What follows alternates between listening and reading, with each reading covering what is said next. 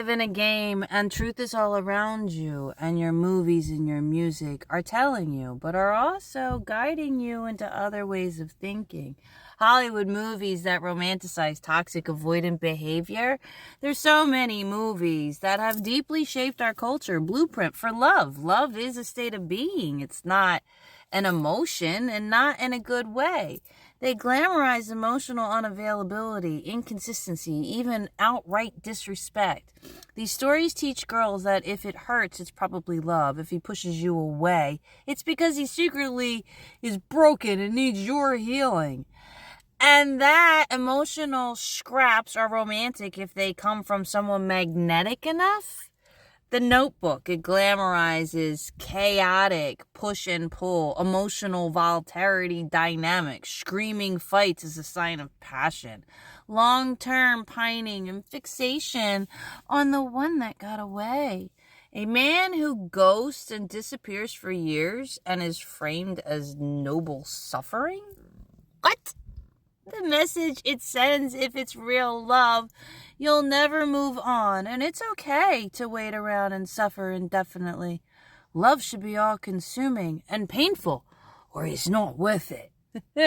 Sex in the City, Carrie and Big, what it glorifies? Oh, well, hot and cold cycles, deeply avoidant, emotional, unavailable man who repeatedly ghosts or sabotages commitment. The anxious woman staying addicted to the chase despite constant emotional pain. The message it sends, if he really loves you, he'll come back eventually with strings and what, even if he mistreats you 17 times first, and you'll still say yes because he is the one. Titanic.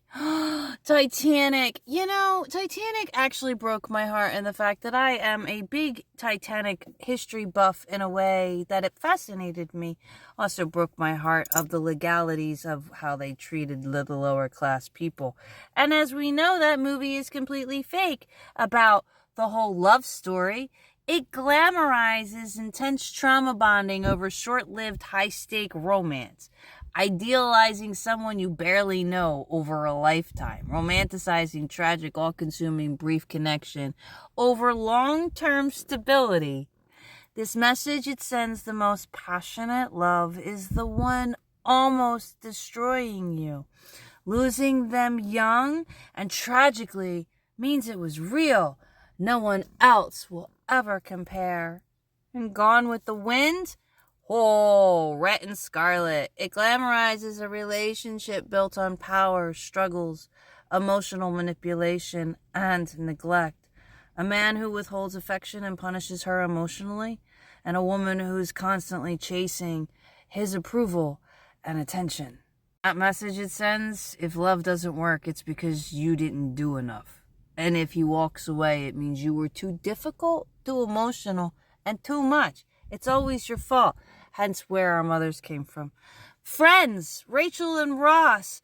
It glamorizes on and off again. Dynamics is destiny. And millions of people watch this show. Hot and cold behavior as proof of passion, jealousy, possessiveness, and entitlement as romantic. Poor communication, emotional immaturity, and insecurity passed off as humor. The message that sends is, if someone is your lobster, then emotional inconsistency is just part of the story. If he hurts you, it's because he loves you too much. And if he walks away, don't worry, he'll always come back. And you should endure the confusion because eventually love will win. What? When we were young, most of us didn't learn about love from real life. We learned it from movies, fairy tales, and TV shows. And that taught us that love was supposed to be dramatic, confusing, and hard to hold on to. We watched women wait, ache, forgive, and endlessly chase emotional, unavailable men. And no one explained that love isn't supposed to feel like anxiety. That real connection isn't built on highs and lows, but safety, clarity, and being consistently chosen. It's not a relationship because that's a lesson. You want alignment where it's not a competition, and you want the same and bring out the best in both.